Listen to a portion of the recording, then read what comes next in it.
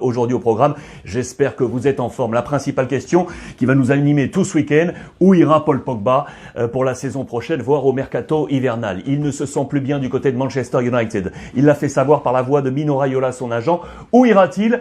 Du côté de l'Italie, on se rêve à un retour sous les couleurs de la Juventus de Turin, mais on a également parlé ces dernières heures du Paris Saint-Germain. C'est une grosse affaire à suivre, notamment ce week-end, avec nous sur les antennes de beIN Sport dans le club du dimanche. Manchester United avec une autre information forte, c'est lui, Marcus Rashford, qui vient de déclarer son amour à vie pour les Rouges, Red for Life. Voilà le titre à la une du Daily Express. En page intérieure, c'est large, avec une double page sur I owe it all to United. Marcus Rashford qui a donc déclaré son amour. Il veut rester à Manchester. Quoi qu'il arrive, malgré les sirènes d'autres clubs à l'étranger, il veut rester. Les chiffres clés sont là, les images fortes. Il a été, vous le savez, avec sa maman, le symbole de la solidarité, avec ce bras de fer, avec Boris Johnson, le Premier ministre britannique, pour obtenir gain de cause et pouvoir subvenir aux besoins, notamment des enfants, durant la période de la pandémie. C'est un symbole de solidarité. Il déclare ainsi son amour à Manchester United. Il y a un gros match qui nous attend pour United d'ailleurs ce week-end. C'est face à City. C'est le grand derby de Manchester. Et regardez ici en manchette, information intéressante qui concerne El Kun Agüero, 32 ans. Il est en fin de contrat avec City au terme de cette saison, mais il est en train de gagner des points auprès de Pep Guardiola. Il a marqué face à l'Olympique de Marseille, ça on le sait. Et dans ce grand derby, il pourrait jouer un rôle. Et regardez, il va avoir à cœur de le faire, car voici le classement des buteurs de ce grand derby. C'est Wayne Rooney de United qui porte avec 11 buts ce record pour l'instant. Deux joueurs de City avec Joe Higgs et Francis Lee avec 10 buts. Et Kun Agüero qui est ici avec 9 buts à égalité avec Bobby Charlton de United. Si Kun Agüero marque, il va grimper dans ce classement et marquer des points auprès de Pep Guardiola et ainsi peut-être prolonger son contrat avec Manchester City. Affaire à suivre. Je file avec la Ligue Europa, bien entendu, pour vous rappeler que Manchester United, vous le savez justement, a été reversé des clubs Ligue des Champions. Voici l'ensemble des qualifiés au terme de ce jeudi. Il faut souligner quoi? Bien évidemment la qualification du LOSC. Lille est là. Le carton plein des Allemands. Tous les Allemands sont là. Les Italiens avec également les Espagnols. Gros carton de ces grosses nations de football. On a grincé un peu des dents pour le football français, vous le savez. Quand je vous parlais des Allemands, justement, je voulais vous montrer ça. C'est très intéressant dans les colonnes de Bild, le quotidien allemand ce matin, avec ce jeu de mots sur le 0-6-6-0. 6-0 parce que sur la scène européenne, tous les clubs allemands se sont qualifiés, les 4 en Ligue des Champions et les 2 en Ligue Europa. Et du coup, on se pose la question, on met un 6-0 à Jogi Löw, vous savez, qui est en grande difficulté à la tête de la sélection allemande, et on lui dit, mais Jogi, les clubs allemands se qualifient, mais toi, avec la sélection, ça ne marche pas. Il y a 2 poids, 2 mesures. Il va falloir corriger ça pour faire que la sélection allemande fonctionne comme fonctionnent les clubs allemands. Voilà l'intérêt ici. Je vous ai mis le classement des buteurs de cette Ligue Europa avec Pizzi de Benfica en tête, mais également la 2e place ici. Yazissi, le joueur du LOSC, à égalité avec 6 buts marqués. Intéressant de voir la qualité du joueur lillois là-dessus. Je vous parlais également des cartons pleins avec les Italiens. Milan, bien évidemment, qui caracole en tête de la Serie A, mais également en Ligue Europa. Milan qui s'est imposé hier soir avec un but 1-0 sur la pelouse du Sparta Prague, but signé Augues, la jeune pépite Augues. Je vous conseille d'être avec nous ce dimanche dans le club du dimanche. Philippe Genin va vous dresser un portrait de ce jeune talent magnifique. On va rester en Italie avec bien évidemment la une de toute la presse ce matin. C'est la disparition malheureuse du meilleur, il migliore.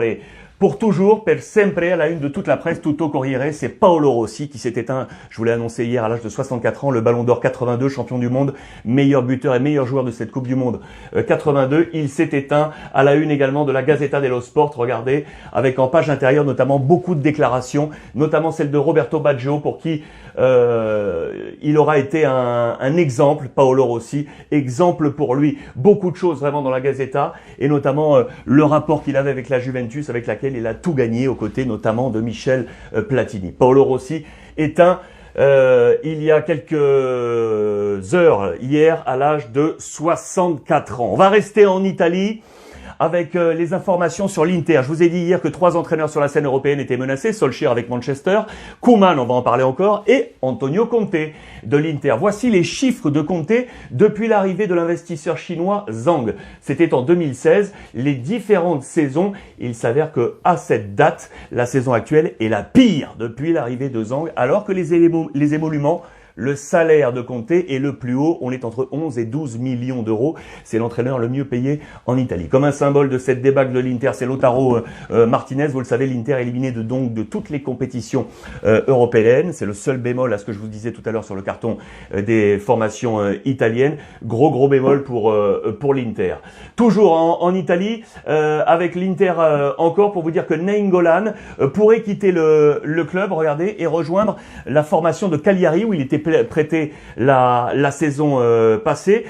Ça peut se passer, et notamment dès le mois de janvier prochain, on discute avec l'Inter pour voir si le Ninja peut éventuellement revenir. La Juventus de Turin, qualifiée elle pour la Ligue des Champions, ça vous le savez, c'était dans le groupe avec le Barça, avec le 3-0 sur la pelouse catalane. On dresse ici avec nos confrères de la Gazzetta le portrait de ceux qui ont marqué des points dans le dispositif de Pirlo et qu'on n'attendait pas forcément, notamment McKennie qui est ici, Alexandro, qui avait un peu plus d'assurance, et Arthur, dans cet échange avec Pjanic, qui enfin, ça y est, commence à s'installer et il pourrait devenir le moteur de cette nouvelle hiérarchie du côté de la Juve, avec également un encart sur Cuadrado qui, lui, solide sur les flancs, a pris largement sa place de titulaire. Je vous emmène en Espagne maintenant avec donc les informations autour de Koeman en crise. Il l'a clamé haut et fort, il veut des renforts. Ce ne sera pas avant l'élection du prochain président, vous le savez, en janvier prochain. Il reste sur les deux mêmes profils qu'il avait d'ores et déjà ciblés,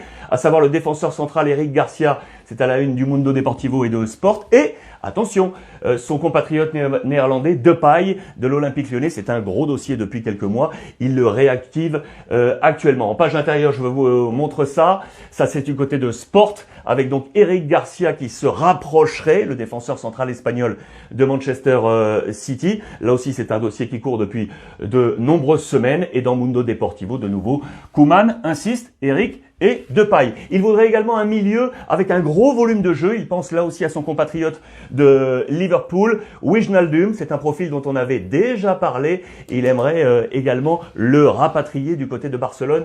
C'est une affaire à suivre. Du côté de Madrid, les amis, ça c'est un rendez-vous à ne pas manquer ce week-end. C'est le grand derby. Regardez, on est à J-1 du Real Madrid-Atlético Madrid. As et Marca, titre avec des joueurs de l'Atlético. Parce que leader depuis le week-end dernier, ils n'ont absolument pas peur. Vamos sin miedo, nous dit le capitaine Coquet. On y va sans peur. Et au Black, le mur, le meilleur gardien de cette Liga espagnole, avec de l'envie et de la confiance. Du côté du Real Madrid, l'information principale, elle est ici. On parle transfert, regardez. On nous dit que Alaba pourrait se rapprocher. Ça y est, vous savez que le Bayern de Munich lui avait fixé une date au 1er décembre pour savoir finalement ce qu'il allait faire. Rester, prendre peut-être la prolongation de contrat qui lui était proposée. Finalement, il n'a pas bougé, Alaba. Du coup, à partir du 1er janvier prochain, il pourra signer où il veut puisqu'il est en fin de contrat. Et on nous parle du Real Madrid. Et attention, parce que dans le même temps, on nous dit ici que le Bayern serait également intéressé par Camavinga. Le Rennais, je vous en avais parlé hier, lui qui a rejoint l'agent Barnett, le même agent que Gareth Bale, et donc une connexion avec le Real Madrid. On nous dit que le Bayern Munich serait également intéressé. Retour de blessure de Valverde, ça c'est intéressant pour le Real en vue de ce grand derby. Voilà les amis pour ce point complet sur l'actualité en ce vendredi. Je vous rappelle le rendez-vous avec mes deux copains là, Sonny et Daniel, Sonny Anderson, Daniel Bravo, c'est le club du dimanche, ce dimanche 19h sur beIN Sport pour absolument tout savoir du football européen. Les amis, comme d'habitude, merci de votre fidélité et profitez des vôtres.